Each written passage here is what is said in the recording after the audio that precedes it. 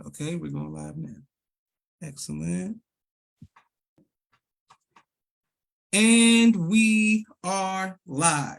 I want to thank everyone for tuning in to a very special edition of Off the Record on the People's Podcast. We have a legend with us today, a recurring guest. It's been a minute, but so many people have been requesting for me to reach back out to Professor Griff because we want to hear his incredible opinions. He's going to give us some amazing information as well as inspiration today. First of all, assalamu alaikum, sir. Wa alaikum salam, sir. How are you?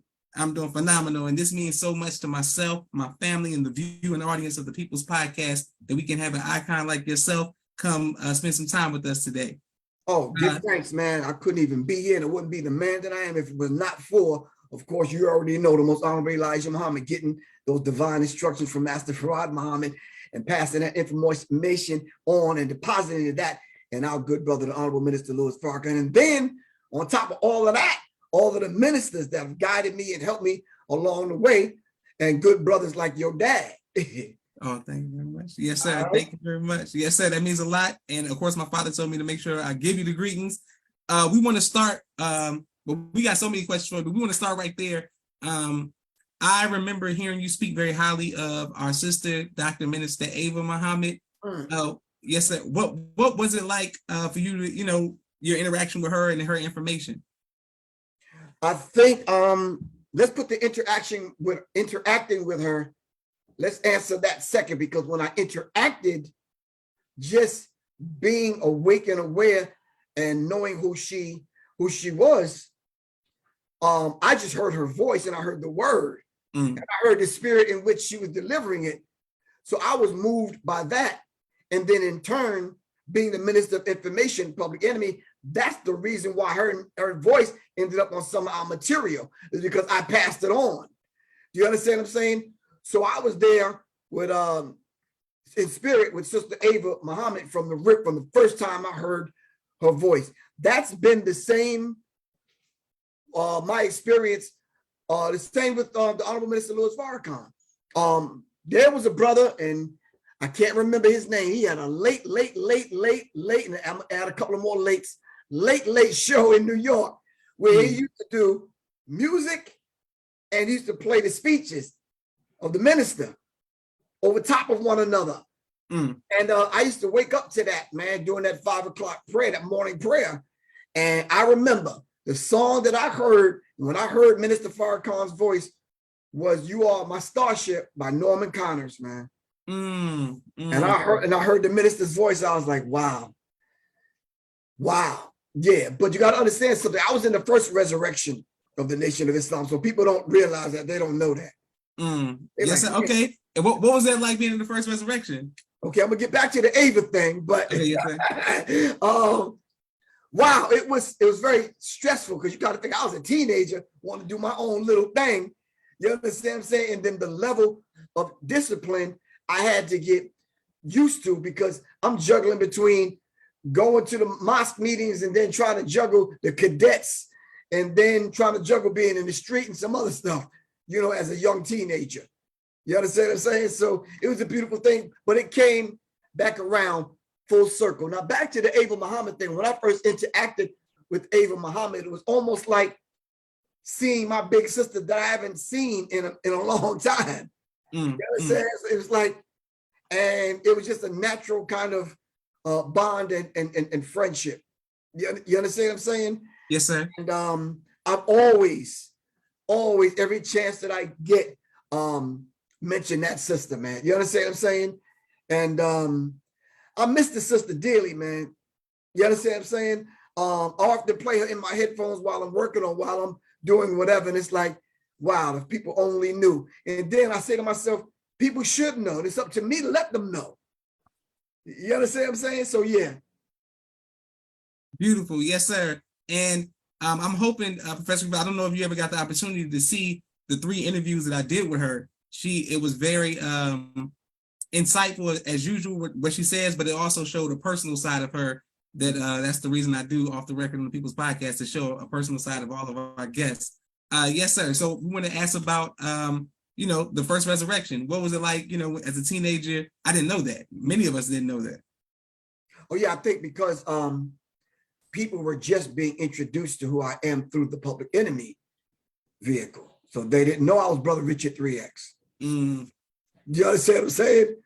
I guess they just kind of figured I was just copying these guys that's doing this marching stuff in the Nation of Islam. They didn't know I was been in the ranks with an X. You understand what I'm saying? Mm. And yeah, so yeah, I don't understand, nor do I know people's thinking, especially nowadays. You understand what I'm saying? And even I don't care how many times I tell the story, people still just kind of like don't get it, man. But my brother Ronald, I think Brother Ronald at that time, my older brother, he might have been 64. Brother Ronald, 64X. Mm. My brother Michael, I forget what number Michael X, my brother Michael was, but both of them were in the Nation. So it was me and my two brothers. Mm. Okay, yeah. Okay. I never knew you had brothers. Yes, sir. Yeah, wait, I got 6 brothers and 6 sisters. Beautiful. Yeah. Yes, okay, and what was that like growing up in such a big family?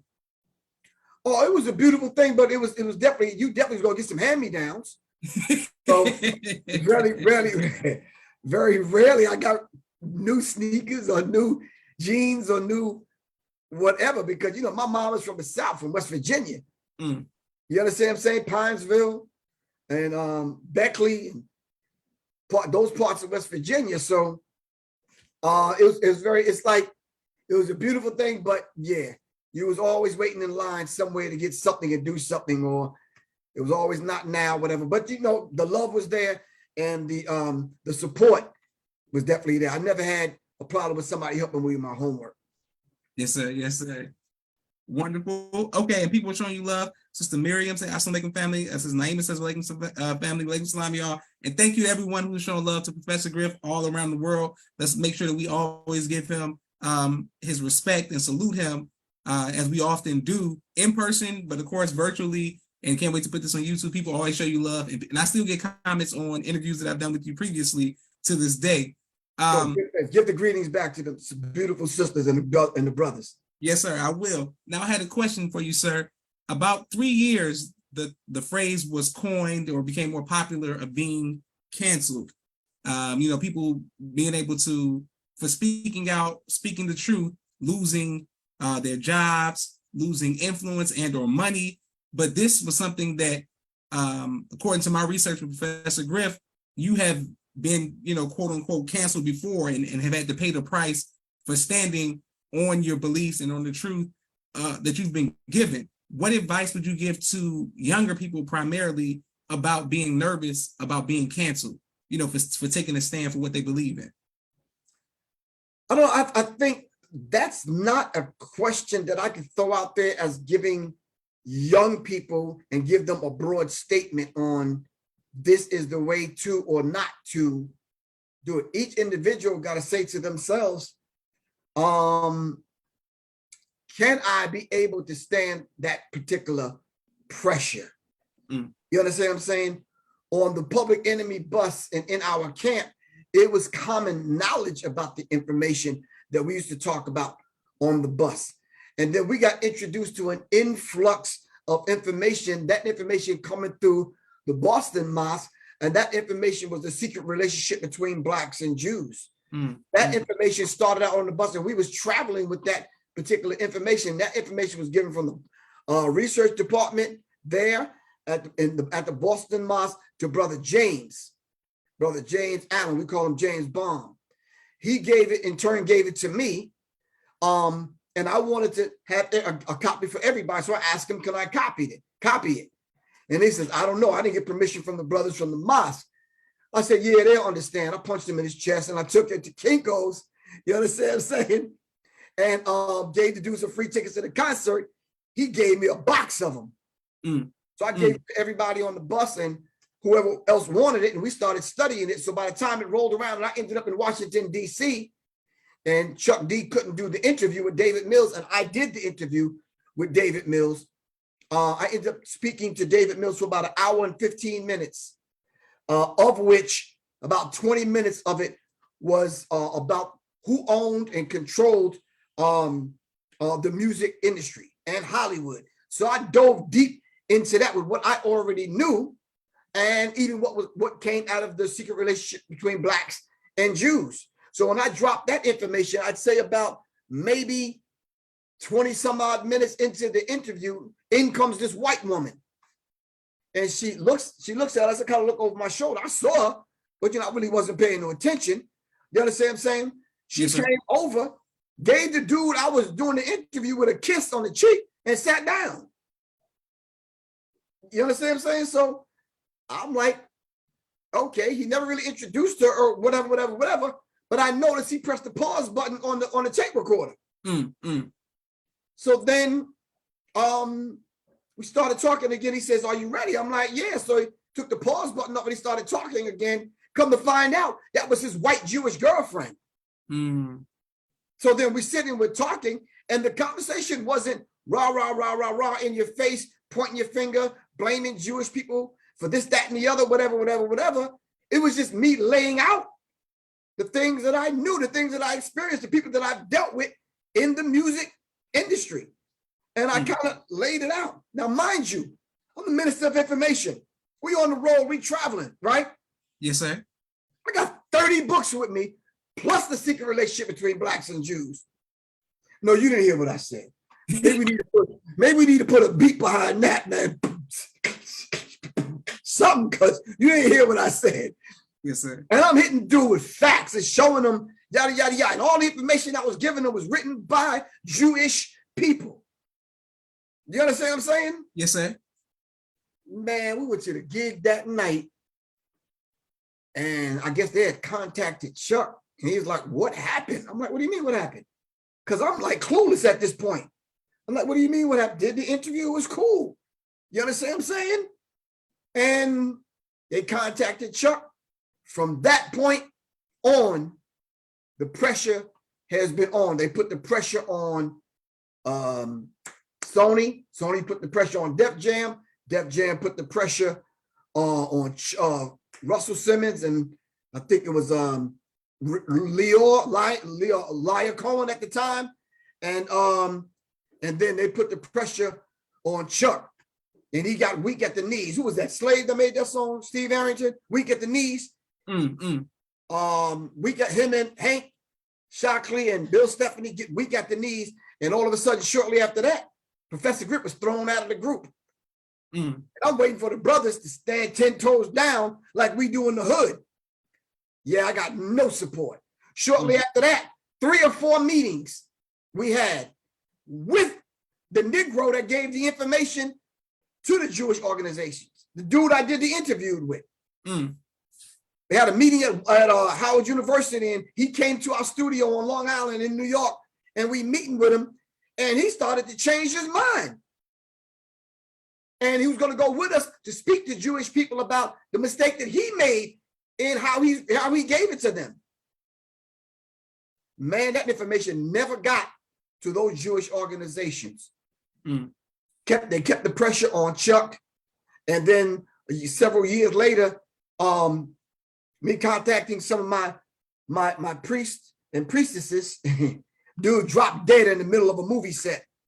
Because they rewarded him after that and made him a big-time Hollywood writer. He just kind of like dropped dead. And it was like somebody called me and asked me, did I have anything to say? Nah, I was like, where's his grave so I could spit on it? That was my exact words. And I said, nah, you can get out of my face with that, man. But ever since then, I think Chuck D basically has been convinced to be at odds with me. And then the poison spread through the rest of the group. So we've been at odds kind of like ever since. Every now and then we'll have glimpses of the fact that we might be able to get along, whatever. Even to this day, I'm the most hated enemy in Public Enemy. Not only by them, by just a whole slew full of people. Now the people ride with Griff. The people ride with Griff. You understand what I'm saying? All power to all of the people. But them Negroes, nah, man. Right now, there's some underhanded stuff going on inside of the ranks of the Nation of Islam that's undermining me, back talking, slack talking, undermining me. So when I go talk to so-and-so about a contract for me to do X, Y, and Z, somebody already whispered in their ear.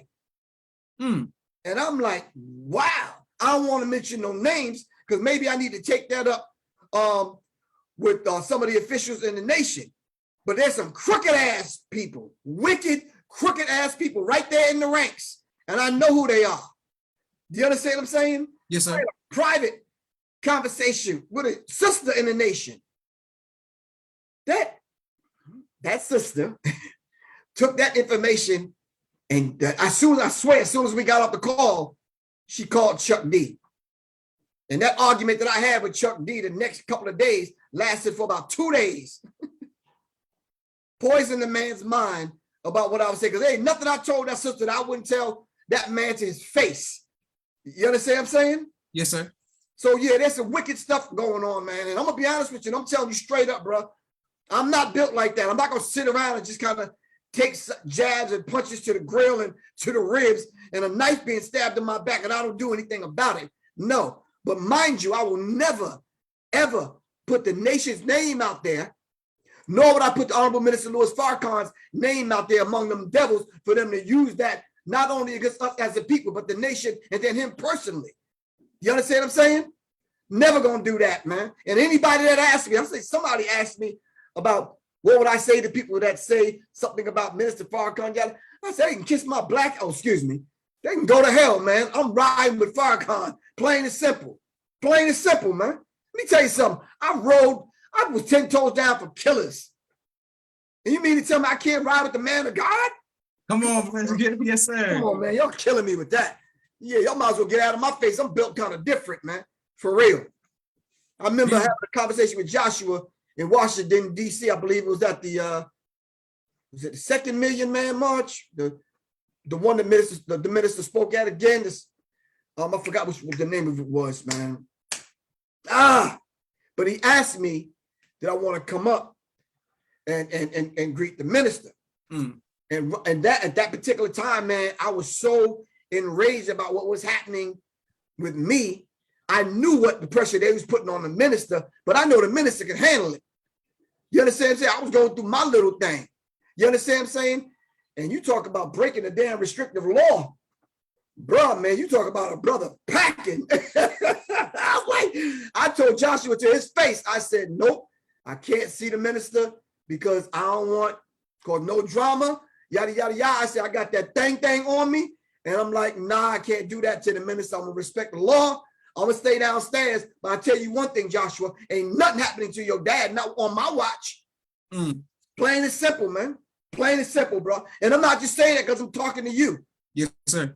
That was my words to the brother. I'm like, nah, I can't do that, man. I got that thing on me. I'm like, nah. Give your dad a greetings. I'm gonna love him. You understand? Say, but while I'm in this lobby, ain't nothing going down. Crazy. I'm gonna rearrange the goddamn furniture in the lobby for real, bro. Yes, sir. Yes, sir. And we want to speak about that, Professor Griff, the training that you are offering to the community that it's been trained. A lot of people are speaking about that. How can people reach out to you who want to get in training? Is there something that's like a private thing, or can people just call you, or is it email? So I closed it off to the public simply because them alphabet boys sent them people my way. Okay. Trying to get me caught up buying illegal firearms or trading this and doing. I said, man, I ain't stupid. You understand what I'm saying, son? Yes, sir. So no, they can contact me directly. My number is 678-557-2919. That's 678-557-2919. Some of which I can't train people. Either you got this or you don't, man. Yes, sir. Yes, sir. You know what I'm saying? And if our brothers would have stayed 10 toes down with me when this public enemy thing went down, and we would have showed a solidarity and unity, I think we'd be well respected right now. Mm. You understand what I'm saying?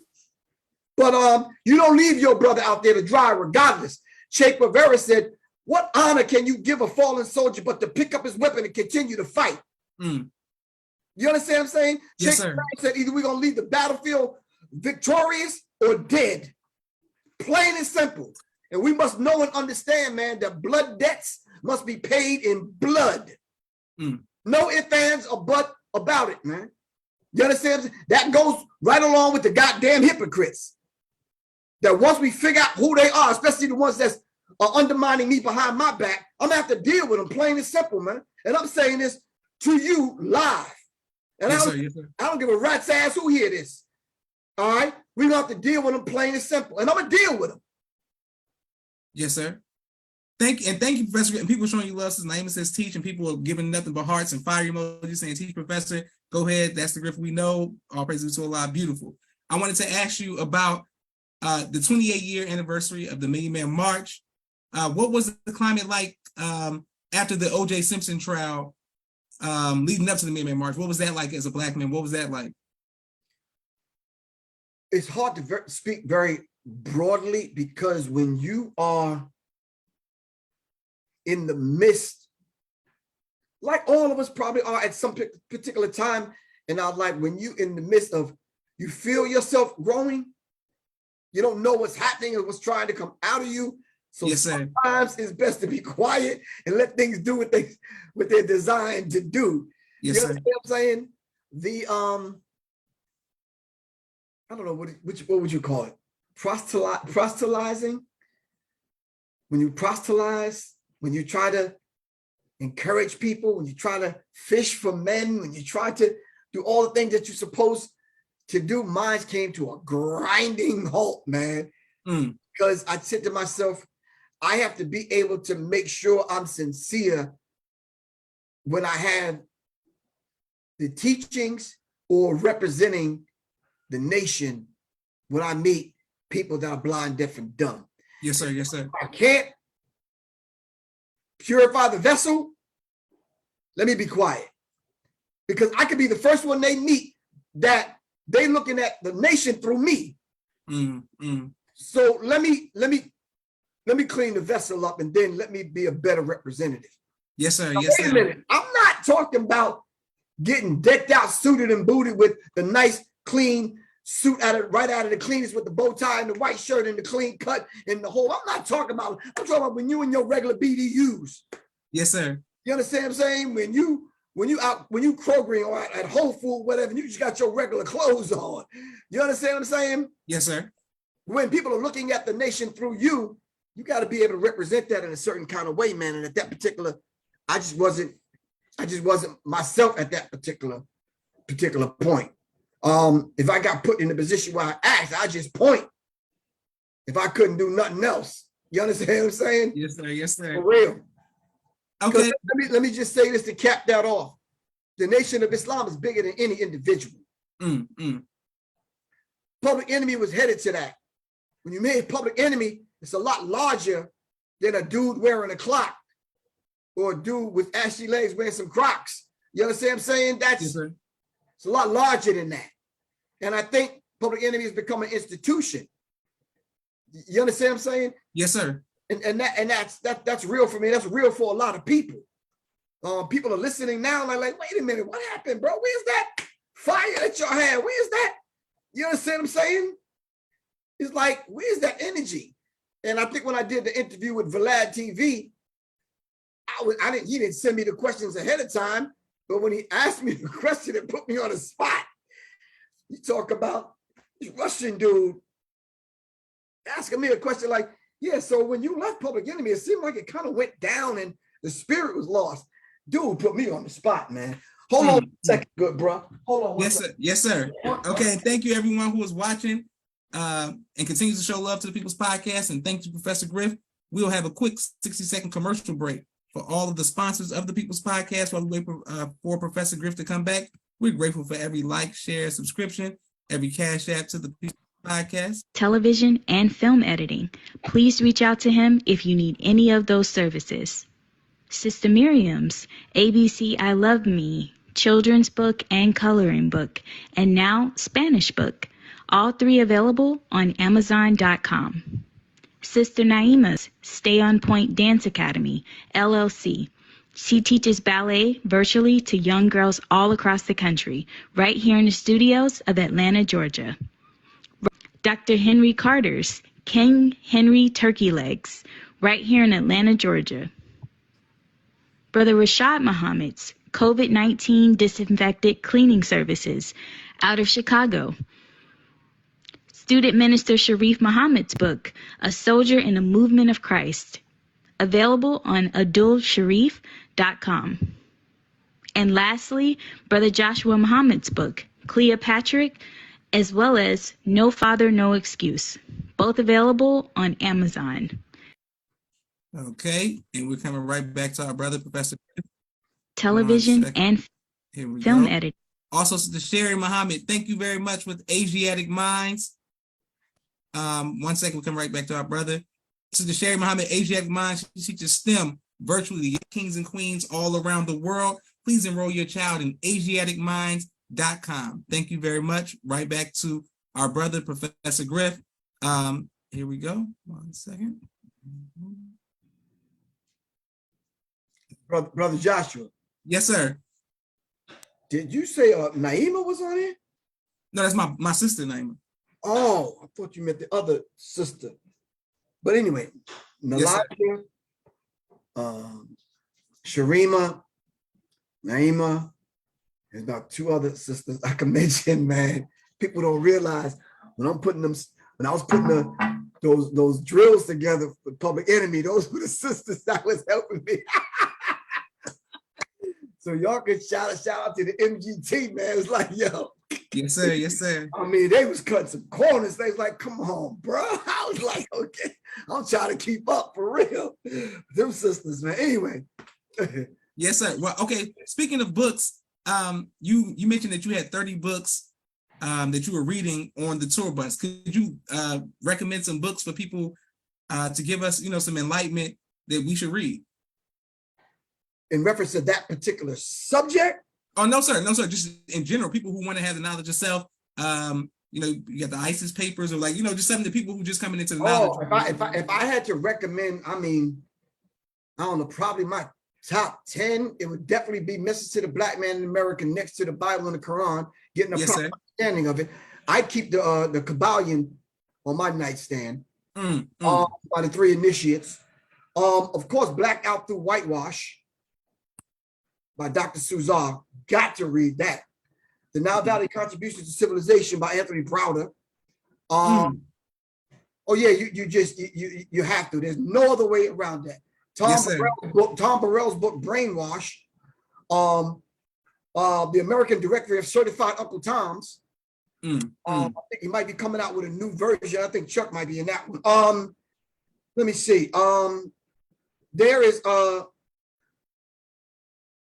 There's a few other books that I'm kind of like in the middle of. I'm kind of like teetering. Yes, sir. Yeah, but I don't want to shout them out. Yeah, I'm not through with them, so I don't know whether or not to recommend them. You understand what I'm saying? Yes, sir. Yes, sir. Of course, you got to do the ISIS papers by Dr. Francis Cress Welsing. You just cannot, if you're going to understand racism, white supremacy, and how it works. Of course, Nearly Fuller Jr.'s book, The Compensatory, we call it the Code. The compensatory code. You have to. It's just no other way around that. You just have to. Yeah. All right. But of course, yours truly, Professor Griff's book. You are the song that you sing. Because if we're going to change the vibratory frequency of this music, then we got to start we got to skip over a generation and work with the 2- and 3-year-olds right now. And my book actually does that. You are the song that you sing. And how can we get the book, Professor Griff? I want to make sure I get it and make sure we read it right away. On my website, www.professorgriff.me. That's professorgriff.me.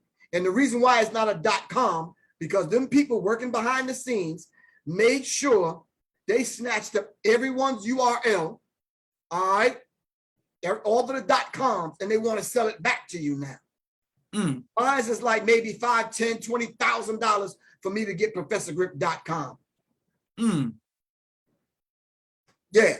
So www.professorgrip.me, or people could just text me. What beautiful way to teach the children the ABCs than to have the artists that are in the book.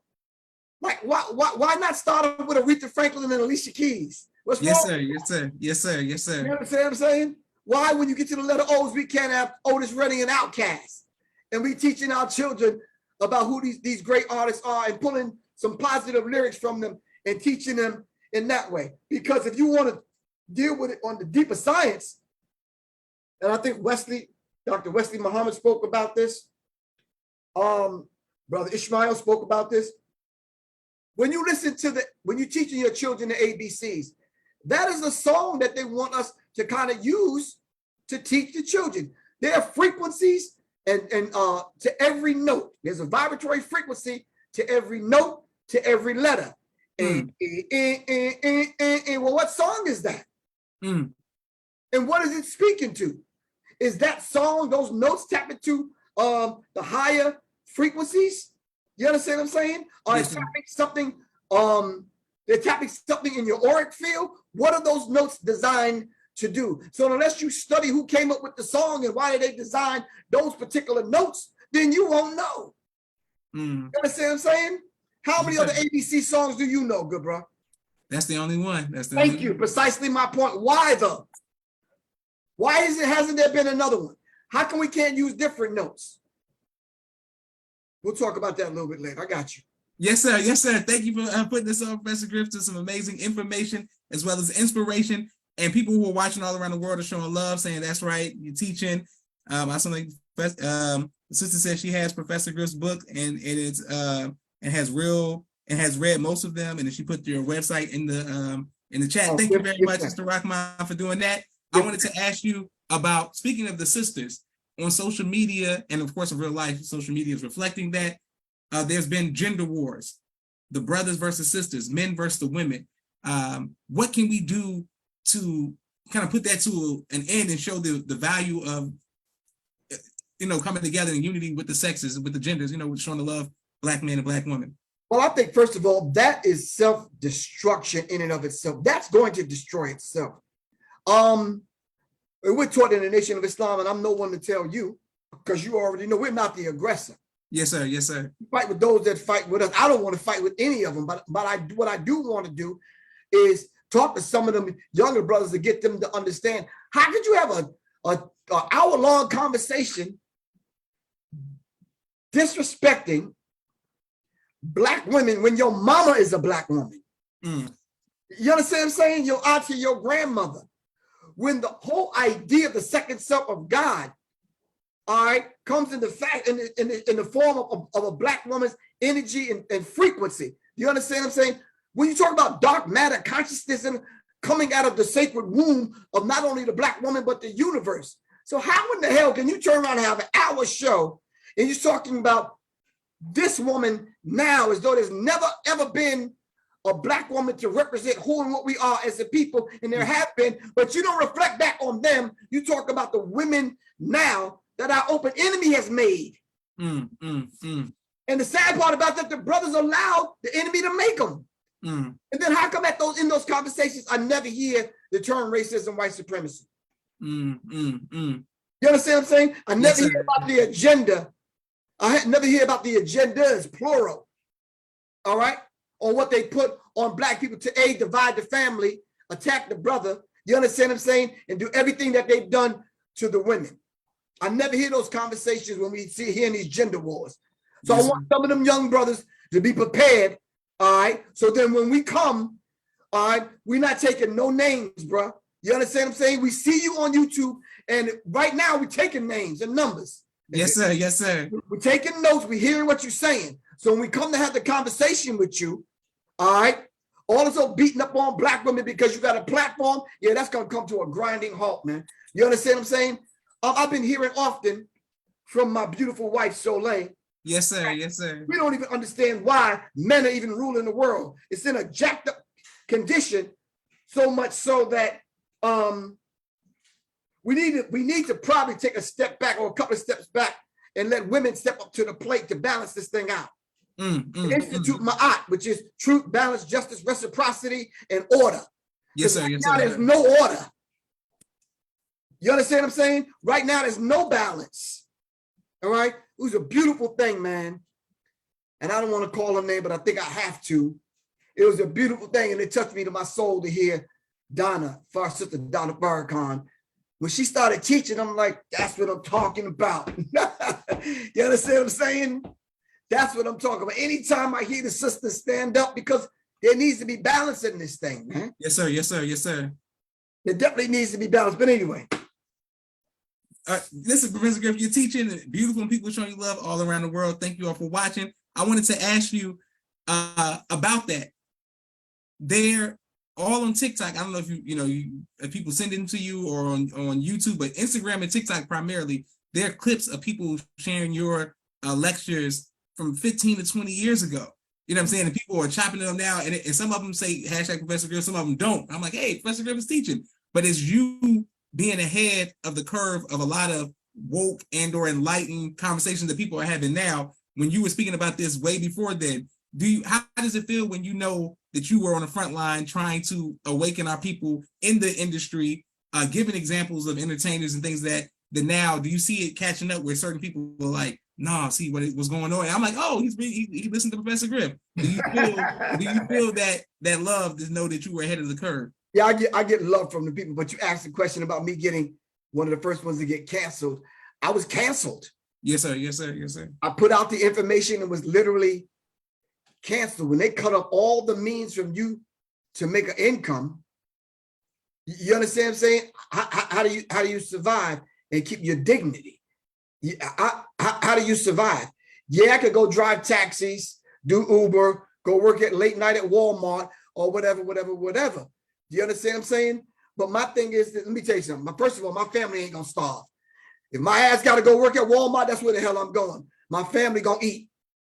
And we're gonna have a roof over our head. You understand what I'm saying? So I ain't got no, that's not how Professor Griff is built. If I got to go work, I'm gonna go work. So let me just say that right from the rip. Yes, sir. Yes, sir. You understand what I'm saying? So to hear it though, and for me to be one of the ones that gave credit to where credit was due, because in my book, The Psychological Covert War on Hip Hop, I tell you where I got the information from. Yes, sir. Yes, sir. Even when I speak, I'm like, no, brother so-and-so. I mentioned Wesley Muhammad. I mentioned Ishmael Muhammad. I mentioned whoever I heard the information from so they can go back to the source. And I think we have to start doing that. There's nothing wrong with that. I'm not one of them individuals to say something, take a quote from somebody, like, for example, revolution is not an event, it's a process. That's not my quote. But I see it now with my name on it, and I have to tell people, no, I got that from someone else. You understand? I said Armageddon's been in effect. Go get a late pass. Now, okay, yeah, put that on a t-shirt and put Professor Griff at the bottom of that. I got you on that one. You understand what I'm saying? But some of these other quotes, no, we have to give respect to where respect is due. And I do not get to respect from a lot of these people that have shows and platforms that want to be the big one on the block. You understand what I'm saying? Yes, sir. Big dog on the block, but they don't want to get credit. I hear people teaching my stuff and won't say my name at all. I'll be in the room and they're teaching this stuff and they won't say my name at all. And here I am. I'll say, well, yeah, I kind of like wrote the book on that. Like, for real. Like, I mean, wasn't nobody talking Illuminati stuff a minute ago until I put the book out? That's right. And then all of a sudden now everybody want to talk about it. And I'm like, wow. So I got to be the sacrificial lamb to put my neck on the chopping block to call these people out in these organizations, these secret societies and all these people. And then everybody else ride off into the glory getting paid. Come on, man. Come on, bro. No, we're not going to do it that way. It's like, no, but listen, a certain part of me, I'm humbled by it. When I hear people and I hear the information, I'm like, oh, I just said that to my wife the other night. I'm like, wow, for real. So it's cool to talk about this stuff now. I talked about this stuff with 1990, 80, late 80s, 90 when I did the interview with Dude. And now it's being talked about. And I'm like, wow, okay. All this time I had to struggle for every dime to feed myself and my family. And so now it's cool to talk about. And now people are millionaires. And people got platforms with millions of people following them based on the information I put out there. You understand what I'm saying? It's like, come on, man. At least pay the respect forward if you're not going to pay some dividends forward. You understand what I'm saying? Yes. And Professor Griff, on behalf of myself, my family, and the viewing audience of the People's Podcast, we thank Allah for you and the Good many thing. sacrifices that you've made and your family as well. So please let them know and let you know, as you are aware, that we salute you, we respect you and honor you, and anything that we can do for you, we're always one call away. We appreciate you for standing 10 toes down to the truth and knowledge of self that you've been sharing. I often tell people that I remember me and my sister, Naima, we were speaking the other day about a post I made about how the OG YouTube would have us in the chokehold, all the sacrifices and the celebrities and the coding and the this is what the checkerboard means, this is what this, and we was like, Professor Griff.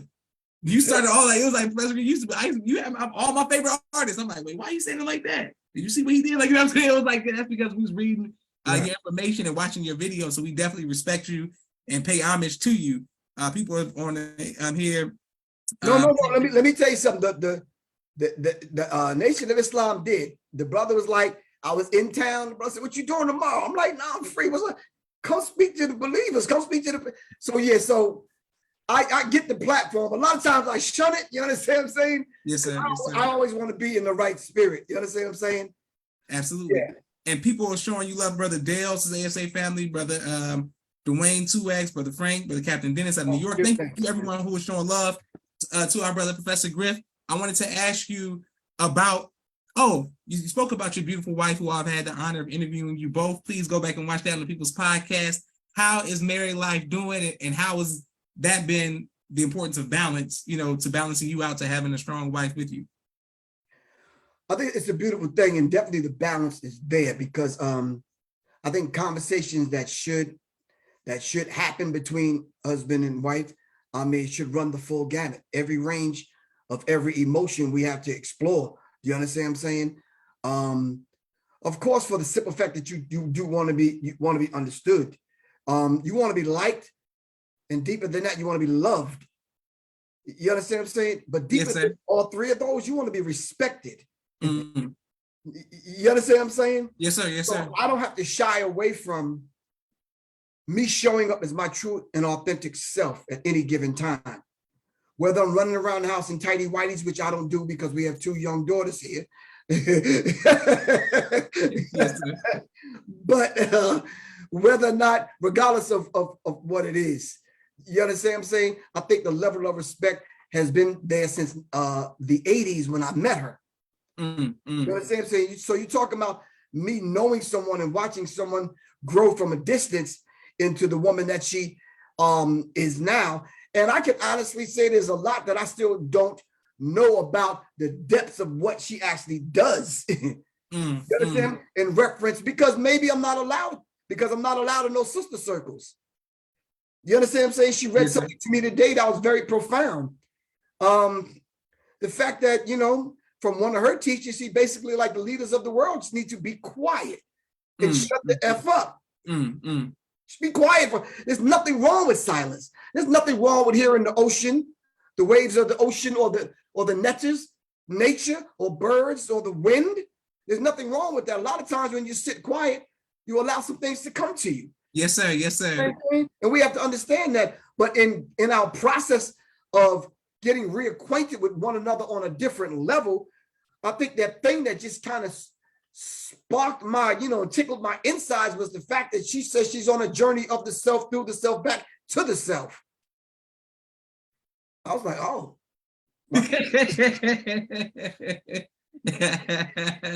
Yes, sir. Yes, sir. I'm like, what you doing for the next 50 years? I'm like, yeah. You understand what I'm saying? We listened to some of the teachings together, and we both critical. You understand what I'm saying? I'm like, that I ain't caught up with. Yeah, but we used to teach that, but yada, yada, yada, whatever. Yeah, all right, yeah, the nation already said that back in the day, yada, yada, yada. We have those discussions, and it's a beautiful thing. Even prior to me coming on and talking with you, she says, listen, you're going to be upfront, transparent. I'm like, hell yeah, that's Joshua, I can. Yes, so here I am. You understand what I'm saying? But to answer your question very directly, I think if I had the chance to do it all over again, I think I'd marry her again in a different kind of way. Our wedding ceremony was very, very beautiful. Yes, sir. Yes, sir. It was a very unique thing because we had hooked up after 27 years. I still wear the number 9, which 2 and 7 is 9. We got married on the 27th. You understand what I'm saying? 27th. Yes, sir. Yes, sir. That 9 is very important. We understand what that means. That's right. Dealing with mathematics. Islam is mathematics, and mathematics is Islam. It can be proven in any day of the time. That's right. That's right. We could do that. So, but my thing is to exemplify that and show that. All right, without operating outside of who you truly are. Both of us are allowed, and we've given each other the permission to show up as our true and our authentic self. So every morning when I'm hearing ohms and chants and rituals and that kind of thing, and she's lighting this and going through certain rituals, I appreciate it. I appreciate it. Once in my life, I didn't have to, although I know it's my duty and my responsibility, I didn't have the awesome burden of having to educate a woman about who a woman is. Yes, sir. And it's a relief, bro. Yes, sir. Yes, sir. You understand what I'm saying? Absolutely. Having 4, 5 other women present, 4 daughters and a granddaughter present. So that's a heavy duty and responsibility. Yes, sir. Yes, sir. You understand what I'm saying? Okay, and speaking of that, Professor Griff being a grandfather, how has that impacted you? Man, y'all don't even want to know. The ones I don't see every day. It's a struggle, but nonetheless, when I do get a chance to speak with them, it's a beautiful thing. It kind of warms my heart. But the one that I do see every week, man, I don't even want to tell y'all my nickname, but anyway, we'll talk about it. But yeah, she loves me, and I feel it every time she jumps on my back and she'll want me to parade her around the house, or she want to make a castle or play tent or whatever. So I'm reliving this stuff all over again. You understand? Because my daughter, Takia Khalees Shah, is 40. So you kind of think, you understand what I'm saying? So, yes, sir. Yes, sir. Yes, sir. Yeah, this was my child that I came in the nation with having. You understand what I'm saying? So yeah. That's beautiful. And it's just good to see you, like my father, be different, grow and see being very stern, but then see him with his grandchildren. It's like seeing him smile and happy. So it's always good to see, the Black man get to grow in age and understanding, to see like, man, okay, one day I can be less rigid with my grandchildren in the future, inshallah. So that's always a great thing. Yeah, I figure sooner or later I got to get a new pair of sneakers, because we out playing kickball in the front, doing all kind of stuff, and I'm chasing her and I'm picking flowers, and then I'm worried about how many leaves she picking, and she's the nature girl. When we feed the birds, and then it's a beautiful thing. It's a beautiful thing, though. Yes, sir. Yes, sir. All right, we have 2 more questions for our brother, Professor Griff. I want to thank you again. I wanted to ask you about the state of hip hop. Are you seeing any positive signs, or any, does it give you any hope that there is some enlightenment, some consciousness in any of the artists today?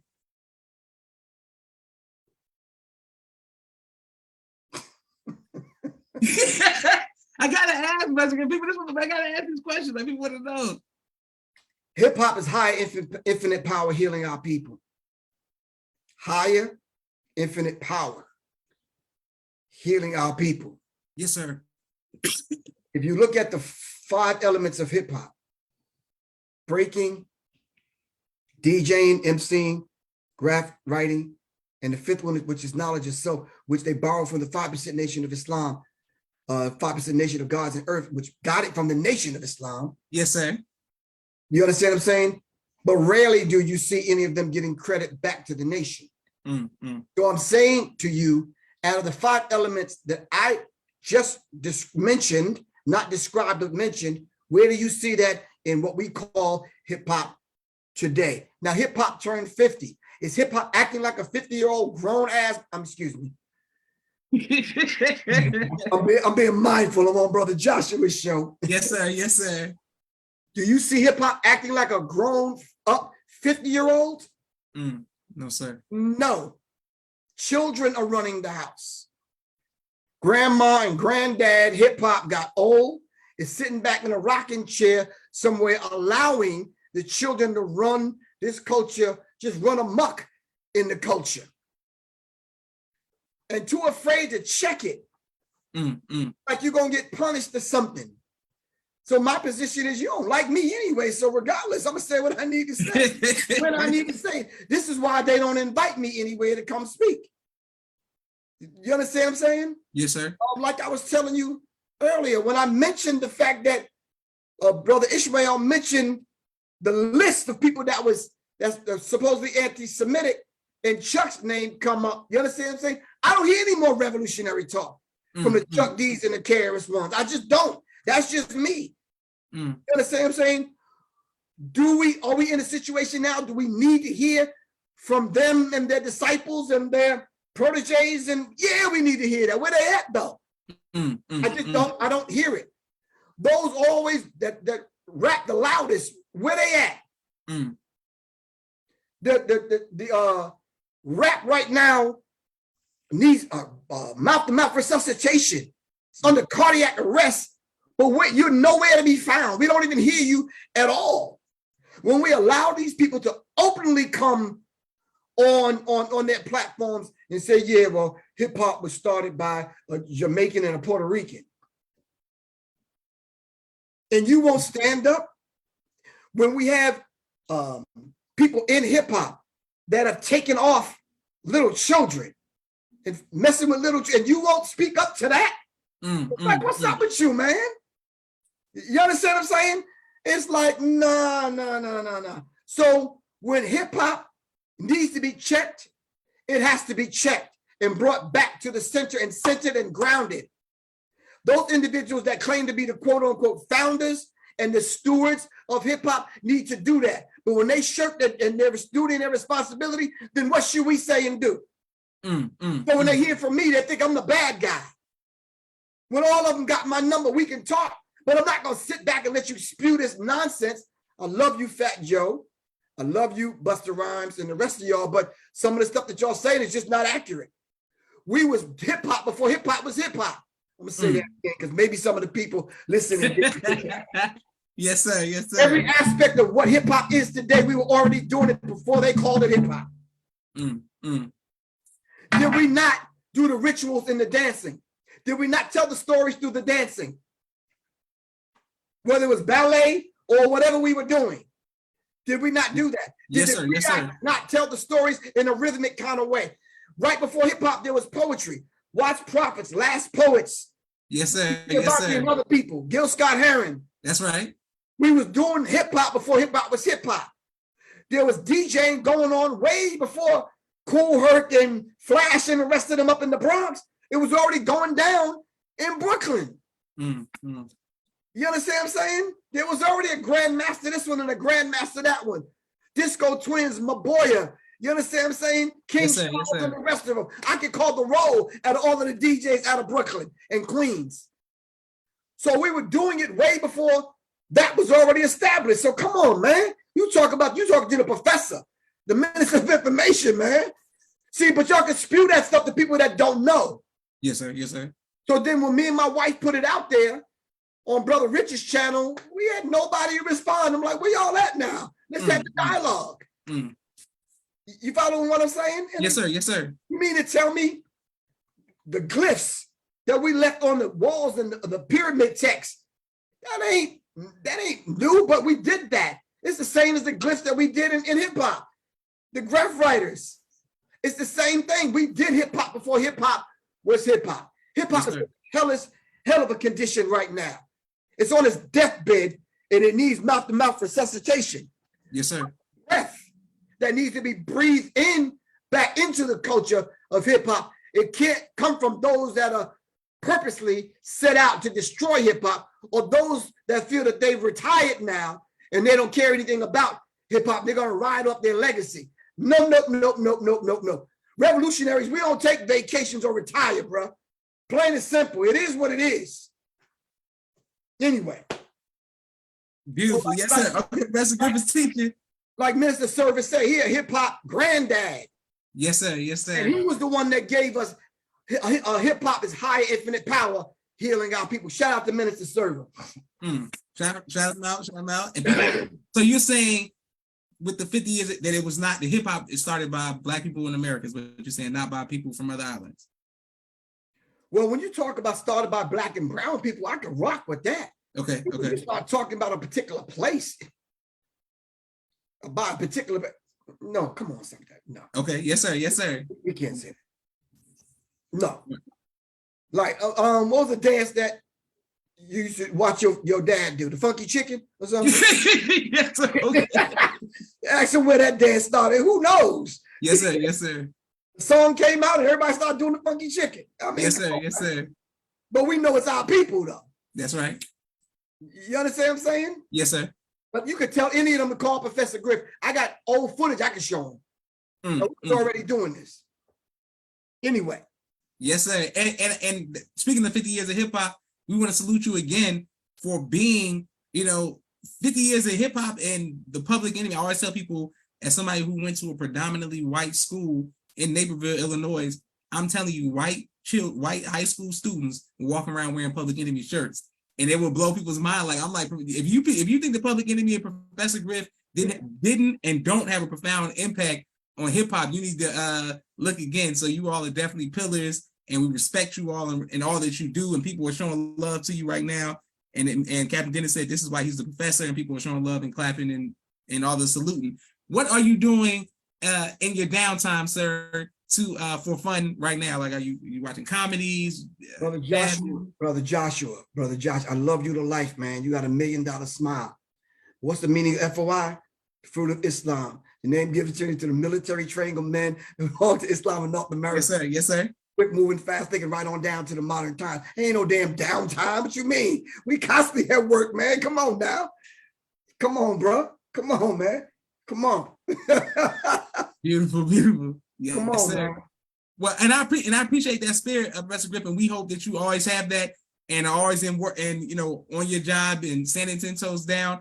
Man, it's inspirational to me and many others to see you always like this. Anytime I see you in public, you're like this. And I got to get this energy in person again, Professor Griff. So very soon, inshallah, we will see each other in person. Oh, inshallah. Yes, sir. Yes, sir. It's always an honor to be around you and in your presence and in the presence of your family. Well, you could come take one of these firearm classes. I got you. Yeah. Yes, sir. Yes, sir. Yes, sir. I'm tipping a jump away, man. You understand what I'm saying?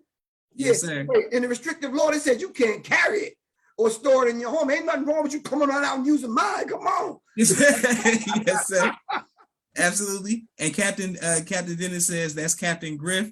And we thank everyone who's watching. This is Joshua Leonard Muhammad signing off for the People's Podcast with Professor Griff. Assalamu alaikum, sir.